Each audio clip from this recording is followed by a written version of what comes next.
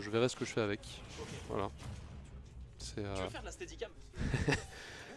Ok, on est parti sur un Snake. Du coup, je m'étais complètement trompé de personnage pour Azur. C'est pas grave, on va récupérer directement le centre du stage. Pour Zhangfu, hein, on sait que contre ces petits trublions de Snake, on va tenter de setup des trucs.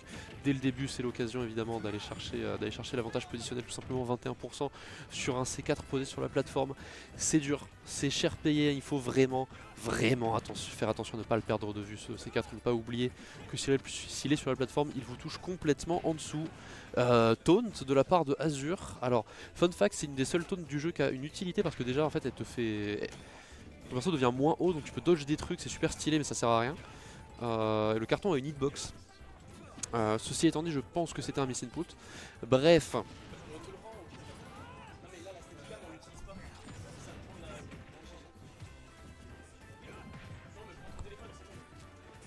Bref, toujours un petit problème de mise en place de la régie pendant que Azur retourne un petit peu la game en termes de pourcentage. Attention à ne pas se trouver au-dessus de Snake, c'est très compliqué.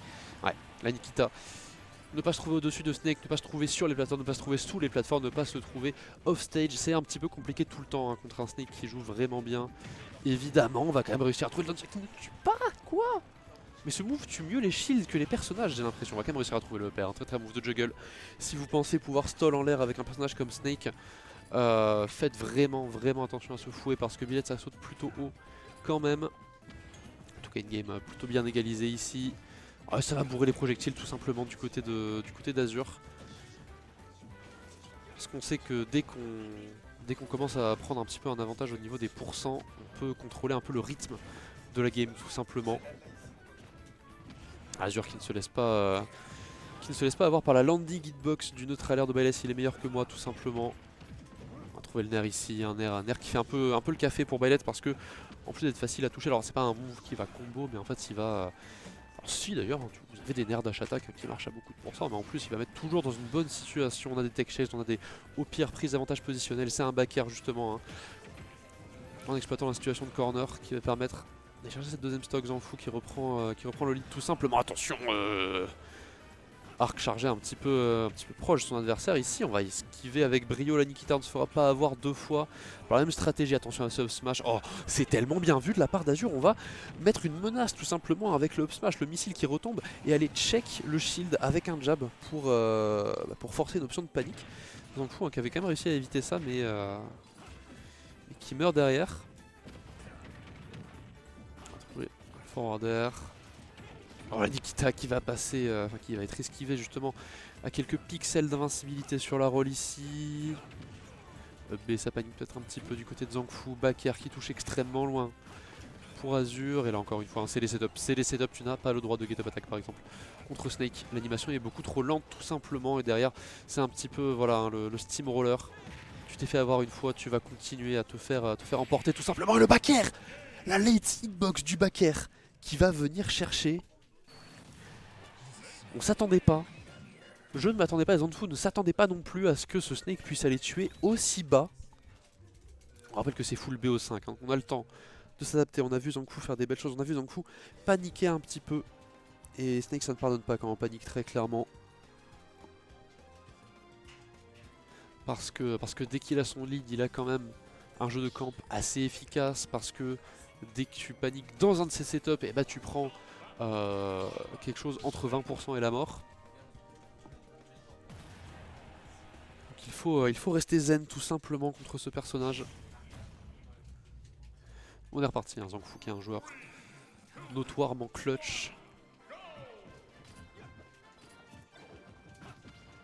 On ne pas enterrer tout simplement.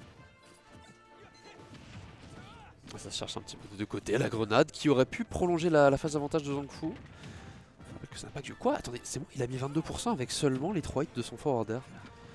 Encore beaucoup de choses que j'ignore hein, sur Snake, un personnage quand même relativement peu joué à Toulouse. Ah le B malheureusement qui va être interrompu, on va quand même réussir à trouver le side B, maintenir l'avantage positionnel pour Zhangfu. On va chercher beaucoup de back air pour Azur hein, parce que c'est un move qui a globalement très bien payé pendant la première game. On ne se fait toujours pas avoir par la fameuse landing hitbox du nerf. Attention à ne pas trop s'endormir. En haut de la blast zone, le down smash qui est esquivé avec brio pour Azure qui va permettre d'aller chercher la punition derrière.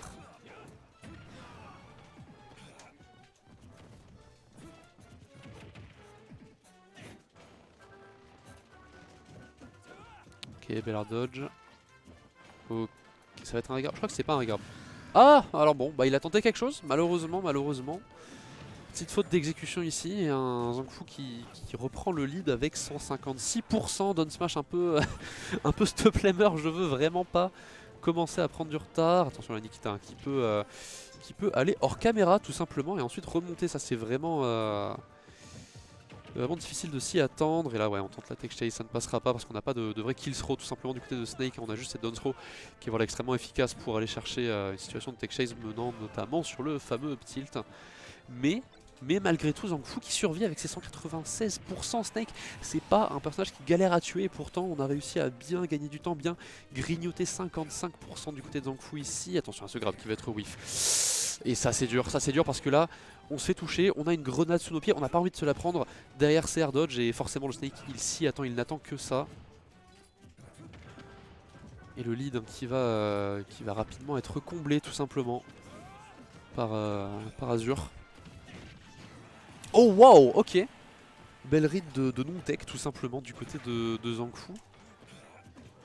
Qui m'avait l'air un petit peu désespéré mais qui va passer, on va réussir à shield le missile de smash. On est extrêmement tight sur les timings du côté de Zhongfu, malheureusement on sera un petit peu par l'anti-air surpuissant de Snake, hein, son up tilt qui tue à moins 0%.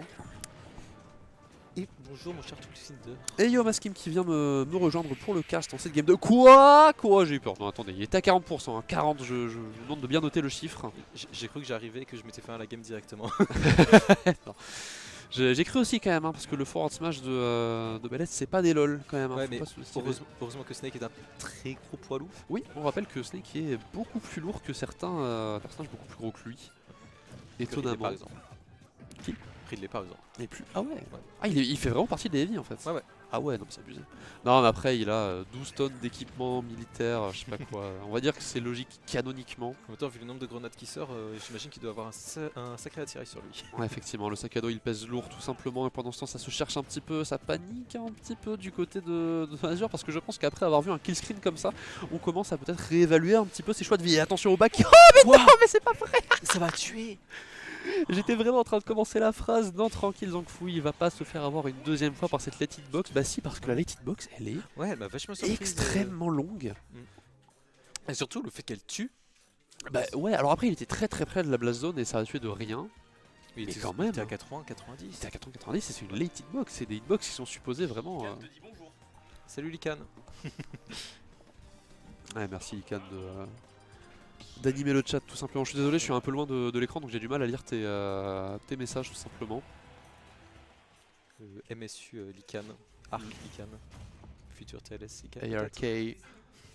Peut-être pas. Alors que la régie nous prépare. Ah la régie nous met le chat, let's go. Félix Le Goth. Et ça repart sur SBF, c'était bien SBF la meuf. C'était bien SBF la précédente et je crois que la première c'était ça aussi, donc là je pense qu'on a envie de ne pas s'emmerder tout simplement. Ouais je pense que c'est une map qui convient bien à Zhongfu, attention à ce smash, à ne pas se faire avoir. Oh là là, on a complètement match en désavantage, un Zhongfu qui a paniqué tout simplement, on a vraiment pas envie de se laisser avoir, on a envie de reverse tout simplement, rendre à ce Snake la monnaie de sa pièce. Et bah ouais, un Snake qui s'y attend tout simplement.